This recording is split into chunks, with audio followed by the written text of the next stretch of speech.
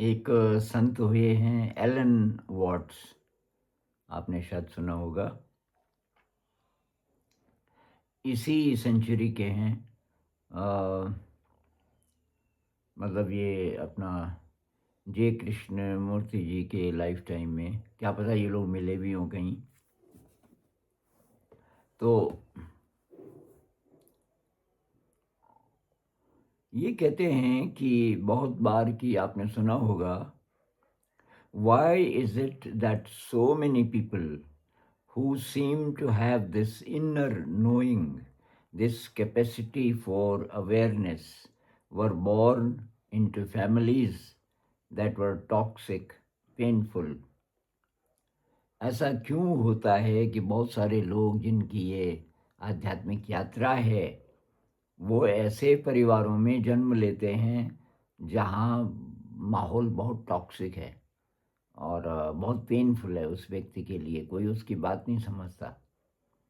और तब बहुत बार हम सोचते हैं कि भाई ये जो यूनिवर्स है ये क्यों नहीं यूनिवर्स मदद करता है ऐसे लोगों की जिनकी अंतर यात्रा है, तो उनको तो अच्छा माहौल मिलना चाहिए। ऐसे कितने लोग हैं, हजारों हजारों हैं जिनको बहुत बढ़िया माहौल मिला है, सब ठीक ठाक है, लेकिन वो कुछ करते ही नहीं है, अंदर की कोई यात्रा ही नहीं है उनकी। लेकिन ये कहते हैं कि ये मुझे भेजा किसी दोस्त ने एक छोटा सा वीडियो, तो उसमें से कुछ कुछ चीज़ें मैंने ली हैं। तो एक जगह वो कहते हैं the hardest soil produces the strongest trees. जो सबसे मजबूत जाति के पेड़ हैं वो ऐसी मिट्टी में पैदा होते हैं जो कि बहुत हार्ड है।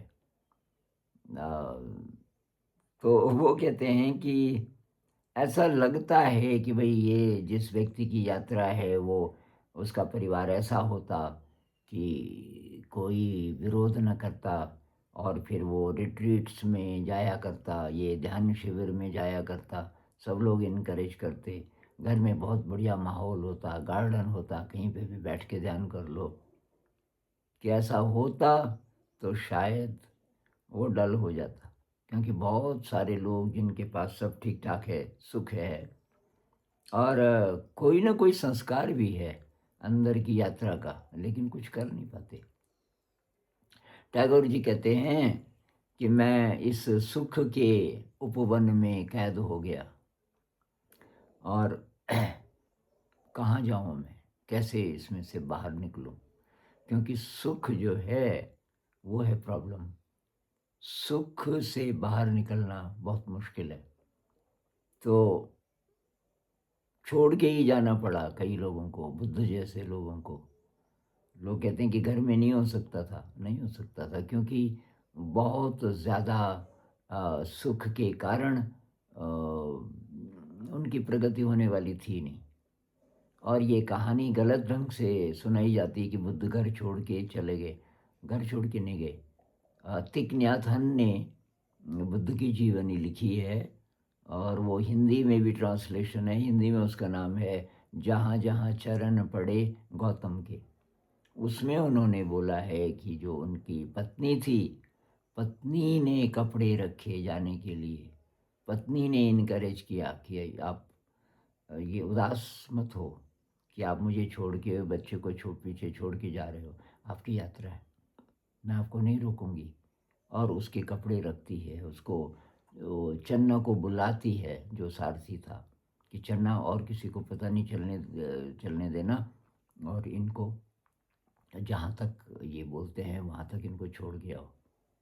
तो भाग के नहीं गए थे, लेकिन उनकी पत्नी को भी ये बात पता थी कि यहाँ ये साधना नहीं कर पाएगा। कितना बड़ा त्याग है उनकी पत्नी का। मतलब बुद्ध का तो है क्योंकि उनकी तो तलाश भी थी। तो जब बहुत तीव्र तलाश हो तो शायद थोड़ा आसान है त्याग करना, लेकिन पत्नी के लिए बहुत मुश्किल रहा होगा।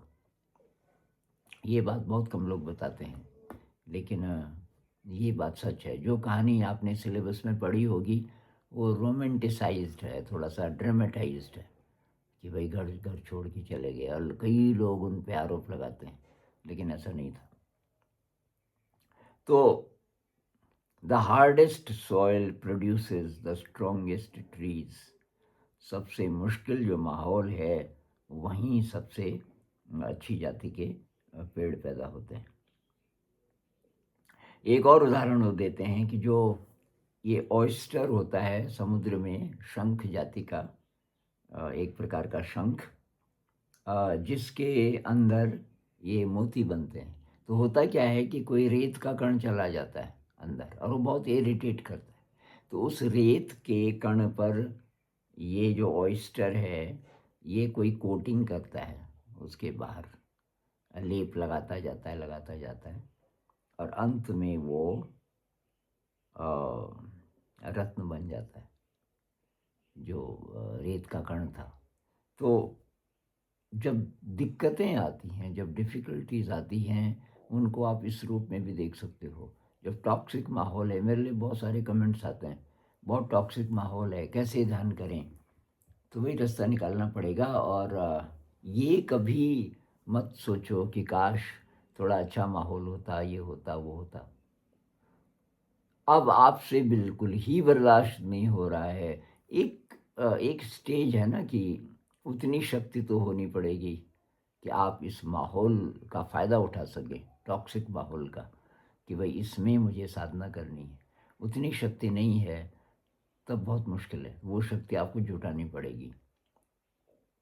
जो लोग नहीं जुटा पाते वो फिर छोड़ के चले जाते हैं। लेकिन अगर आप जुटा सको उतनी शक्ति, तो वही माहौल बहुत ज़्यादा आपके लिए यूज़फुल हो सकता है। तो ये मुझे बहुत ही अच्छा लगा ये संदेश एलन वॉट्स जी का। और ये इस मित्र का भी धन्यवाद जिन्होंने ये भेजा मेरे लिए।